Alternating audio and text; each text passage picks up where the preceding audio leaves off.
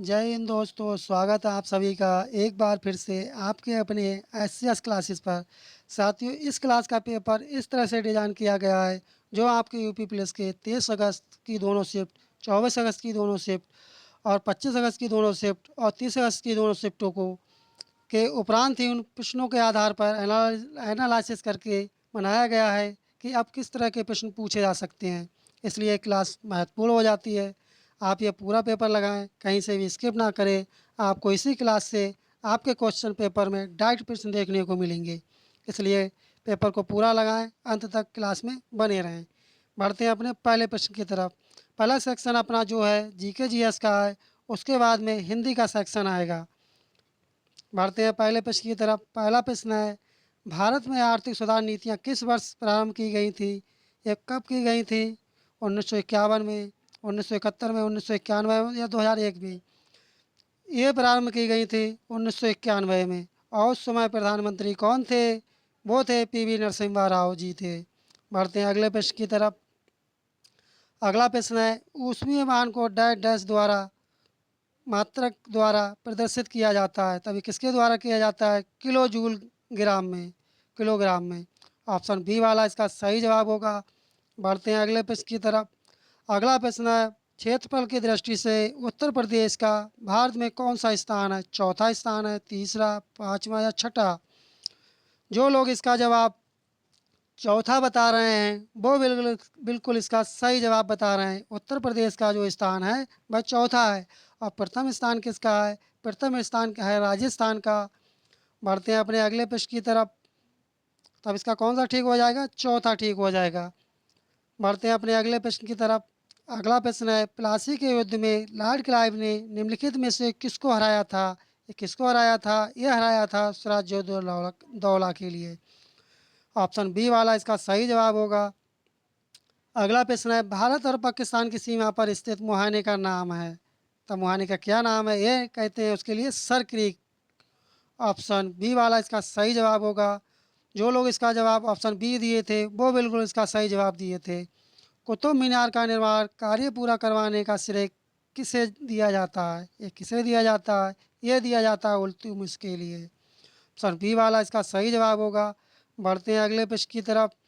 अगर आप लोगों को अगर क्लास अच्छी लग रही हो, यदि आपने चैनल को सब्सक्राइब ना किया हो तो आप चैनल को सब्सक्राइब कर दें और वीडियो को लाइक करना ना भूलें और नोटिफिकेशन बेल आइकन अवश्य दबा दें, जिससे आपको सबसे पहले और सबसे सटीक और शुद्ध एनालिसिस आपको सबसे पहले प्राप्त हो सके। अगला प्रश्न है, मयूर सिंहासन पर बैठने वाला अंतिम मुगल शासक कौन था? कौन था अंतिम मुगल शासक? जहांदार शाह था, बहादुर शाह जफर, शाह आलम या मोहम्मद शाह था? जो लोग इसका जवाब शाह आलम बता रहे हैं वो बिल्कुल इसका सही जवाब बता रहे हैं। ऑप्शन सी वाला इसका सही जवाब होगा। ज़्यादातर सही जवाब आ रहे हैं आप लोगों के। अगला प्रश्न है, दल बदल विरोधी कानून किस वर्ष पारित की हुआ था? ये किस वर्ष पारित हुआ था? ये हुआ था 1985 में पारित हुआ था। ऑप्शन बी वाला इसका सही जवाब होगा। अगला प्रश्न है, मैगस्तीन निम्नलिखित में से किसका राजदूत था? तब ये किसका राजदूत था? ये था सेल्यूकस निकेटर का। मैं आप लोगों को बताना चाहूँगा, आप विश्वास कीजिए, जो आपका आज पेपर होगा 31 अगस्त को, आपको इसी क्लास से बहुत सारे प्रश्न आपके क्वेश्चन पेपर में यूपी पुलिस के डायरेक्ट देखने को मिलेंगे। इसलिए पेपर को पूरा लगाएं, आप लोग कहीं से भी पेपर को स्किप ना करें। बढ़ते हैं अपने अगले प्रश्न की तरफ। अगला प्रश्न है, सीमांत गांधी के नाम से जाने जाते हैं, ये कौन जाने जाते हैं? ये जाने जाते हैं खान अब्दुल गफ्फार खान। ऑप्शन ए वाला इसका सही जवाब होगा। अगला प्रश्न है, भारत का सर्वाधिक कोयला उत्पादक राज्य कौन सा है? छत्तीसगढ़, झारखंड, पश्चिम बंगाल, उड़ीसा? जवाब दें कौन सा होगा? ये होगा छत्तीसगढ़। ऑप्शन ए वाला इसका सही जवाब होगा। अगला प्रश्न है, मृदा संरक्षण की उस विधि को क्या कहते हैं जिसमें समोच्च रेखाओं पर रोधिकाएं बनाने के लिए पत्थरों, घास, मृदा का उपयोग किया जाता है और रोधिकाओं के सामने जल एकत्र करने के लिए खाइयाँ बनाई जाती हैं? बताएं इसका सही जवाब क्या होगा? इसके ऑप्शन ऊपर दे रखे हैं, देखते हैं क्या क्या ऑप्शन है इसके। पहला ऑप्शन है मल्च बनाना, समोच्च रेखीय रोधिकाएं, चट्टान बांध, वेदिका फार्म। जो लोग इसका जवाब समोच्च रेखीय रोधिकाएं बता रहे हैं वो बिल्कुल सही जवाब बता रहे हैं। जो भी भाई बहन इसका जवाब समोच्च रेखीय रोधकाय दिए थे वो बिल्कुल सही जवाब दिए थे। बढ़ते हैं अगले प्रश्न की तरफ। अगला प्रश्न है, कथकली किस राज्य से संबंधित है? केरल, तमिलनाडु, आंध्र प्रदेश, असम से। कथकली का जो संबंध है वह कहाँ से है? वह केरल से संबंधित है, क्योंकि नृत्य से संबंधित एक प्रश्न अवश्य पूछा जा रहा है। बढ़ते हैं अगले प्रश्न की तरफ। अगला प्रश्न है, किस संविधान संशोधन द्वारा 6 से 14 वर्ष की आयु के बच्चों के लिए निःशुल्क तथा अनिवार्य शिक्षा का प्रावधान किया गया था? तब वह कौन सा आर्टिकल था, आपको ये बताना है। कौन सा आर्टिकल था? ये आर्टिकल आपका कौन सा था? कमेंट करें फटाफट। कौन सा आर्टिकल था ये आर्टिकल आपका था 66वां संविधान संशोधन के द्वारा। कौन सा? 66वें संविधान संशोधन द्वारा इसे जोड़ा गया। कब जोड़ा गया था? ये जोड़ा गया था 2002 में। बढ़ते हैं अगले प्रश्न की तरफ। अगला प्रश्न है, निम्नलिखित में से किससे देश का सकल घरेलू उत्पाद प्राप्त नहीं होता है? कृषि क्षेत्र से, औद्योगिक क्षेत्र से, अंतर्राष्ट्रीय क्षेत्र से या सेवा क्षेत्र से? जो लोग इसका जवाब अंतर्राष्ट्रीय क्षेत्र बता रहे हैं वो बिल्कुल इसका सही जवाब बता रहे हैं। ऑप्शन सी वाला इसका करेक्ट आंसर होगा। अगला प्रश्न है अगला प्रश्न है, शरीर में हीमोग्लोबिन का मुख्य कार्य क्या होता है? तो इसका मुख्य कार्य क्या होता है? इसका मुख्य कार्य होता है ऑक्सीजन परिवहन करना। ऑक्सीजन का सूत्र क्या होता है? इसका सूत्र होता है O2। ऑप्शन सी वाला इसका सही जवाब हो जाएगा। अगला प्रश्न है, रतौंधी किस विटामिन की कमी के कारण होता है? Vitamin C, vitamin D, vitamin A, vitamin B. तब किस विटामिन की कमी के कारण ये रतौंधी होता है? ये होता है विटामिन ए के कारण। ऑप्शन सी वाला इसका सही जवाब होगा। ज़्यादातर इसका सही जवाब दिया था। और इसका रासायनिक नाम क्या होता है, आप कमेंट बॉक्स में बताएं। इसका रासायनिक नाम होता है रेटिनॉल। हो सकता है ये भी पूछ लें। बढ़ते हैं अगले प्रश्न की तरफ। अगला प्रश्न है, आप लोगों को अगर क्लास अच्छी लग रही हो तो जिन भाई बहनों ने अभी तक चैनल को सब्सक्राइब नहीं किया है, वीडियो को लाइक नहीं किया है, वो चैनल सब्सक्राइब कर दें और वीडियो को लाइक कर दें। डैश डैश डैश का मतलब है कि सर्वोच्च न्यायालय मामले और उसमें शामिल कानूनी मुद्दों पर पुनर्विचार करेगा। तब ये कौन कर सकता है पुनर्विचार? ये कर सकता है अपीलीय क्षेत्राधिकारी, अर्थात क्षेत्राधिकार। ऑप्शन सी वाला इसका सही जवाब होगा। जो लोग इसका जवाब सी दिए थे वो बिल्कुल सही जवाब दिए थे। निम्नलिखित में से कौन सी मिट्टी कपास मिट्टी के नाम से जानी जाती है? तो वह कौन सी मिट्टी है? वह मिट्टी है काली मिट्टी को कपास के नाम से भी जाता है। और काली मिट्टी जो होती है वह किसके लिए अधिक उपजाऊ होती है? आप कमेंट बॉक्स में बताइए किसके लिए उपजाऊ होती है। अगर ज़्यादा एक्सप्लेनेशन करेंगे तब ये क्लास बहुत लंबी हो जाएगी और इसी क्लास में सभी प्रश्नों को लेना है, अधिक से अधिक प्रश्नों को समाहित करना है। बढ़ते हैं अगले प्रश्न की तरफ। अगला प्रश्न है, उत्तर प्रदेश में चकबंदी किस वर्ष प्रारंभ की गई थी? 1956 में, 1954 में, 1960 में, 1958 में? जो उत्तर प्रदेश में जो चकबंदी का आरंभ किया गया था वह किया गया था 1954 में। ऑप्शन बी वाला इसका सही जवाब हो जाएगा। बढ़ते हैं अगले प्रश्न की तरफ। अगला प्रश्न है, जवाहर सुरंग कहाँ स्थित है? उत्तराखंड में, अरुणाचल प्रदेश में, हिमाचल प्रदेश में, जम्मू कश्मीर में? ये जो कहाँ पर स्थित है? ये स्थित है जवाहर सुरंग जम्मू कश्मीर में। अगला प्रश्न है, सफ़ेद क्रांति किस क्षेत्र से संबंधित है? दूध, अंडा, रेशम, मछली से? तब इसका संबंध किससे है? इसका संबंध होता है दूध से। बढ़ते हैं अगले प्रश्न की तरफ। अगला प्रश्न है, सहारा मरुस्थल किस महाद्वीप में स्थित है? तब ये किस महाद्वीप में स्थित है आपको बताना है। किस महाद्वीप में स्थित है ये स्थित एशिया, अफ्रीका, ऑस्ट्रेलिया, दक्षिण अफ्रीका पे? कमेंट करें इसका सही जवाब क्या होगा। आप लोग इसका सही जवाब क्या होगा? ये किस में स्थित है? ये स्थित है अफ्रीका में। ऑप्शन बी वाला इसका सही जवाब होगा। जो भाई बहनों ने इसका जवाब ऑप्शन बी दिया था वो बिल्कुल सही जवाब दिया था। अगला प्रश्न है, सौरमंडल का पांचवा सबसे बड़ा ग्रह है? बृहस्पति, पृथ्वी, शनि, शुक्र? कमेंट करें इसका जवाब क्या होगा फटाफट। इसका जवाब क्या होगा कि सौरमंडल का पांचवा सबसे बड़ा ग्रह कौन सा है? जवाब दे। कौन सा होगा? ये होगा पृथ्वी। और पहला ग्रह कौन सा है सौरमंडल का सबसे बड़ा? भाई आपका है बृहस्पति। और शुक्र को क्या कहते हैं? शुक्र को कहते हैं सांझ का तारा, भोज का तारा कहते हैं। बढ़ते हैं अगले प्रश्न की तरफ। अगला प्रश्न है, प्रथम बहुसंगति का आयोजन निम्नलिखित में से किसके शासनकाल में हुआ था? इससे पहले पूछा गया था कि कुल महाजनपदों की संख्या कितनी है? वह कितनी थी? वह थी 16। और शासनकाल में हुआ था, ये संगति का आयोजन किसके शासनकाल में हुआ था? कनिष्क, अशोक, कालाशोक, अजातशत्रु के। जो लोग इसका जवाब अजातशत्रु बता रहे हैं वो बिल्कुल इसका सही जवाब दे रहे हैं भाई बहन। ऑप्शन डी वाला इसका सही जवाब होगा। बढ़ते हैं अगले प्रश्न की तरफ। अगला प्रश्न है, भारत का सबसे बड़ा नदी सेतु कहाँ स्थित है? ये कहाँ स्थित है? असम, पटना, मोकामा, हैदराबाद में।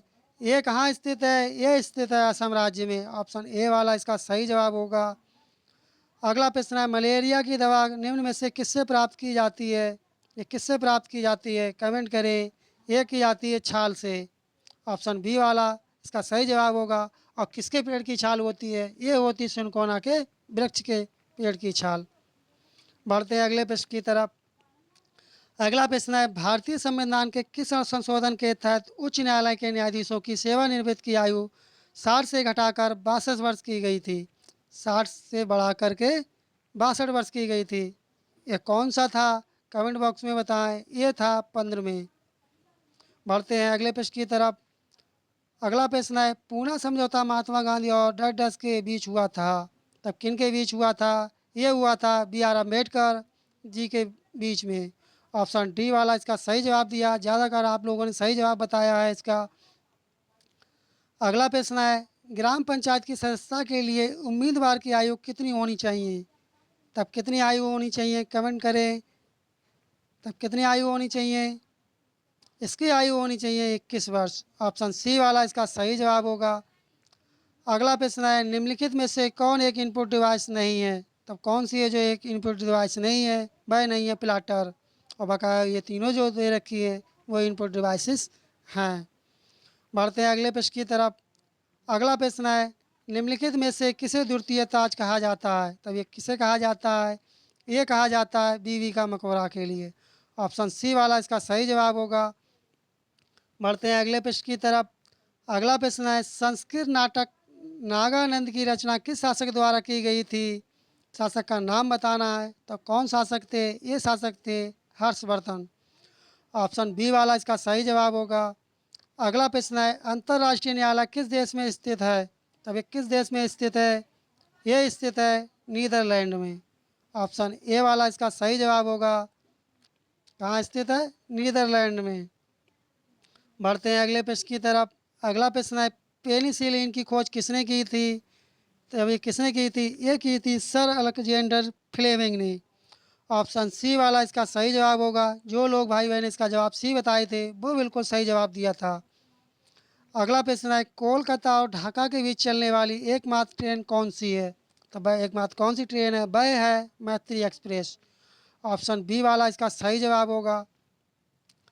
अगला प्रश्न है, भारत की मुख्य भूमि का अक्षांश डैश डैश के बीच फैला हुआ है। तब किसके बीच फैला हुआ है? ये फैला हुआ है 8 8 अंश 4 डिग्री उत्तर और 37 अंश 6 डिग्री उत्तर में। ऑप्शन ए वाला इसका सही जवाब होगा। बढ़ते हैं अगले प्रश्न की तरफ। अगला प्रश्न है, प्रेवा किस देश की राजधानी है? आपके क्वेश्चन पेपर में एक प्रश्न करेंसी से और राजधानी से आपको देखने को अवश्य मिल रहा है, इसलिए इन प्रश्नों को लेना अति महत्वपूर्ण समझा गया था। तब इसका सही जवाब क्या होगा? कमेंट करें इसका सही जवाब क्या होगा। इसका सही जवाब होगा कैप बर्डे की राजधानी। क्या होगा? कैप बर्डे की। ऑप्शन सी वाला इसका सही जवाब होगा। बढ़ते हैं अगले प्रश्न की तरफ। अब यहाँ पर हिंदी का सेक्शन आ चुका है। आप हिंदी के सेक्शन को भी पूरा लगाएं, कहीं आप मिस कर दें, कहीं भी स्किप ना करें, क्योंकि सभी शिफ्टों के उपरांत ही हिंदी के प्रश्नों को बनाया गया है। आपको इसी क्लास से बहुत सारे प्रश्न आपके क्वेश्चन पेपर यूपी पुलिस के डायरेक्ट देखने को मिलेंगे, इसलिए पेपर पूरा लगाएं, कहीं आप स्किप ना करें, अंत तक क्लास में बने रहें। पहला प्रश्न देखते हैं हिंदी का क्या पूछा गया है। जहाँ कारण के बिना कार्य की उत्पत्ति हो वहाँ कौन सा अलंकार होता है? तब कौन सा अलंकार होता है वहाँ पर? वहाँ पर होता है विभावना अलंकार। ऑप्शन ए वाला इसका सही जवाब होगा। अगला प्रश्न है, निम्नलिखित में से शुद्ध वर्तनी वाला शब्द है। तब कौन सा शुद्ध वर्तनी वाला शब्द है? ये आपका सही होगा, पहला ही वाला विशेष। बढ़ते हैं अगला प्रश्न की तरफ। अगला प्रश्न है, किस वाक्य में वर्तमान काल की क्रिया है? तब ये किस वाक्य में वर्तमान काल की क्रिया है? ये है, उसने फल खा लिए थे, इसमें नहीं है। मैं तुम्हारा पत्र पढ़ रहा हूँ, इसमें है ऑप्शन बी वाले में। ऑप्शन बी वाला इसका सही जवाब होगा। अगला प्रश्न है, निम्नलिखित में से कौन सा शब्द स्त्रीलिंग में प्रयुक्त होता है? तो वह कौन सा शब्द होगा? वह होगा आपका ऋतु। ऑप्शन ए वाला इसका सही जवाब होगा। बढ़ते हैं अगले प्रश्न की तरफ। अगर आप लोगों को क्लास अच्छी लग रही हो, यदि आपने अभी तक वीडियो को लाइक नहीं किया है तो वीडियो को लाइक कर दें, और चैनल सब्सक्राइब नहीं किया हो चैनल को आप लोग सब्सक्राइब कर दें। और आज का 31 तारीख का सबसे पहले सटीक और शुद्ध एनालिसिस जानने के लिए बेल आइकन दबाना ना भूलें। अब देखते हैं अगला प्रश्न क्या है।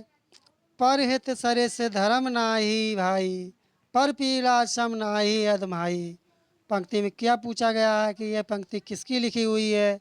ये पंक्ति लिखी हुई है तुलसीदास जी की। ऑप्शन बी वाला इसका सही जवाब होगा। अगला प्रश्न है, कौन सा शब्द जातिवाचक संज्ञा नहीं है? तो कौन सा है? जवान है, बालक है, सुंदर या मनुष्य है? तब कौन सा होगा इसका सही जवाब? कमेंट करें। इसका सही जवाब होगा सुंदर में नहीं। बढ़ते हैं अगले प्रश्न की तरफ। अगला प्रश्न है, अज्ञान का तद्भव चुनना है कि अज्ञान में कौन सा तद्भव होगा? तब कौन सा होगा अज्ञान में तद्भव? कमेंट करें। इसमें होगा अजान। ऑप्शन बी वाला इसका सही जवाब होगा। अगला प्रश्न है, पोषक का उपयुक्त विपरीत क्या होगा, जिसे विलोम भी कहते हैं? तब क्या होगा? इसका होगा शोषक। ऑप्शन सी वाला इसका सही जवाब होगा। बढ़ते हैं अगले प्रश्न की तरफ।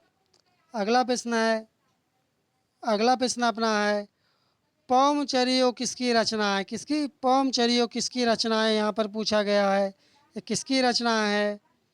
अब्दुल रहमान की, विद्यापति की, स्वयंभू की या चंद्रवरदाय की रचना है? ये जो रचना है ये स्वयंभू की है। ऑप्शन सी वाला इसका सही जवाब होगा। अगला प्रश्न है, सुमित सो रहा है वाक्य में क्रिया का भेद पूछा गया है। अकर्मक, सकर्मक, प्रेरणात्मक या अधिकर्मक? तब इसमें कौन सी क्रिया होगी? इसमें होगी अकर्मक क्रिया। ऑप्शन ए वाला इसका सही जवाब होगा। अगला प्रश्न है, निम्न में से कौन सा वाक्य शुद्ध है? तब कौन सा वाक्य शुद्ध है? कमेंट करें। इसमें कौन सा शुद्ध वाक्य होगा? आप लोग कौन सा होगा? मैं आपकी सौजन्यता से मुग्ध हूँ, ये गलत हो जाएगा। अगला है, मैं आपके सौजन्य पर मुग्ध हूँ। आपके, ये वाला ठीक है, क्योंकि यहाँ पर आपकी नहीं होना चाहिए था, आपका होना चाहिए, आपके होना चाहिए था। ऑप्शन बी वाला इसका सही जवाब हो जाएगा। अगला प्रश्न है, तनु तनु शब्द युग्म का सही अर्थ है। तब इसका सही अर्थ क्या होगा? इसका सही अर्थ होगा पतला शरीर देह। ऑप्शन सी वाला इसका सही जवाब हो जाएगा। बढ़ते हैं अगले प्रश्न की तरफ। अगला प्रश्न है, प्रश्न नंबर 51 है, हस्त स्वर का उदाहरण है। तब इसका उदाहरण क्या होता है? इसका उदाहरण होता है छोटा ई, छोटू और ऋण। ऑप्शन ए वाला इसका सही जवाब हो जाएगा। बढ़ते हैं अगले प्रश्न की तरफ। अगला प्रश्न है, झरना काव्य संग्रह के रचयिता कौन है? आपको बताना है। इसके रचयिता हैं जयशंकर प्रसाद जी। ऑप्शन सी वाला इसका सही जवाब होगा।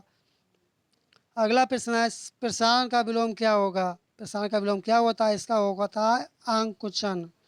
ऑप्शन सी वाला इसका सही जवाब होगा। अगला प्रश्न है, 100 अजान एक सुजान के रचनाकार का नाम क्या होगा? इनके रचनाकार हैं बाल कृष्ण भट्ट जी। ऑप्शन बी वाला इसका सही जवाब होगा। अगला प्रश्न है, मधुमालती की रचना किसने की थी? ये किसकी रचना है बताना है। ये रचना किसकी होगी? ये रचना है मंझन की। ऑप्शन सी वाला इसका सही जवाब होगा। ऑप्शन सी इसका सही जवाब होगा। बढ़ते हैं अगले प्रश्न की तरफ। अगला प्रश्न है, धीरे चलो मैं अव्यय का कौन सा प्रकार होगा? तब कौन सा प्रकार होगा? इसका प्रकार होगा क्रिया विशेषण। ऑप्शन ए वाला इसका सही जवाब होगा। बढ़ते हैं अगले प्रश्न की तरफ। बृहस्पति का संधि विच्छेद बताना है। तब बताएं आप, बृहस्पति का संधि विच्छेद क्या होता है? इसका होता है बृह प्लस पति, बृह धन पति। ऑप्शन सी वाला इसका सही जवाब होगा। अगला प्रश्न है, निम्नलिखित में से किसे काव्य छंद कहा गया है? तब किसे कहा गया है? कमेंट करें। इसका सही जवाब क्या होगा? ये कहा गया है मनहर के लिए। ऑप्शन ए वाला इसका सही जवाब होगा। अगला प्रश्न है, हे राम मेरी रक्षा करो। वाक्य में कारक बताना है कि आपको कौन सा कारक होगा। इसमें होगा संबोधन कारक। ऑप्शन सी वाला इसका सही जवाब होगा। अगला प्रश्न है लावालाभ में कौन सा समास होगा, तब इसमें कौन सा समास होगा, इसमें होगा आपका द्वंद्व समास। ऑप्शन सी वाला इसका सही जवाब होगा। अगला प्रश्न है होर्त धन ऋणकार में कौन सी संधि है, तब इसमें कौन सी संधि होगी, इसमें होगी दीर्घ संधि। ऑप्शन सी वाला इसका सही जवाब होगा। बढ़ते हैं अगले प्रश्न की तरफ। अगला प्रश्न है अगला प्रश्न अपना है अगला प्रश्न अपना गद्यांश है। मैं आपको बताना चाहूँगा कि गद्यांश को यहाँ पर छोड़ रहे हैं, प्रश्नों को ले रहे हैं, क्योंकि क्लास बहुत लंबी होगी और गद्यांश को पढ़ा जाएगा।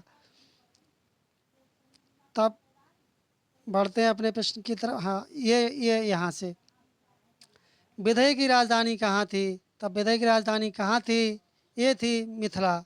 ऑप्शन सी वाला इसका सही जवाब होगा। बढ़ते हैं अगले प्रश्न की तरफ। अगला प्रश्न है महाराज जनक परमात्मा से अपना क्या संबंध रखते थे, या क्या संबंध रखते थे, ये रखते थे सेवक जैसा। ऑप्शन ए वाला इसका सही जवाब होगा। अगला प्रश्न है राजमहल के आसपास किन लोगों की पर्णकुटियाँ थीं, तब किन लोगों की थी, ये थी सन्यासियों की। ऑप्शन बी वाला इसका सही जवाब होगा। बढ़ते हैं अगले प्रश्न की तरफ। अगला प्रश्न है अगला प्रश्न है निम्न पंक्तियों में कौन सा रस है, आपको बताना है।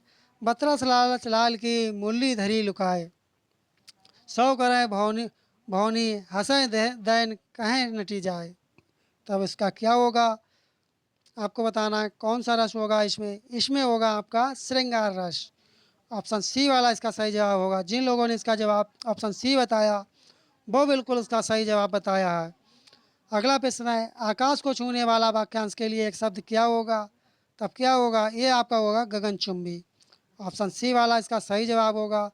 अगला प्रश्न है कठपुतली बनना मुहावरे का अर्थ बताना है, तब इसका अर्थ क्या होता है। इसका अर्थ होता है दूसरों के संकेत पर चलना या दूसरे के इशारों पर चलना। ऑप्शन सी वाला इसका सही जवाब होगा।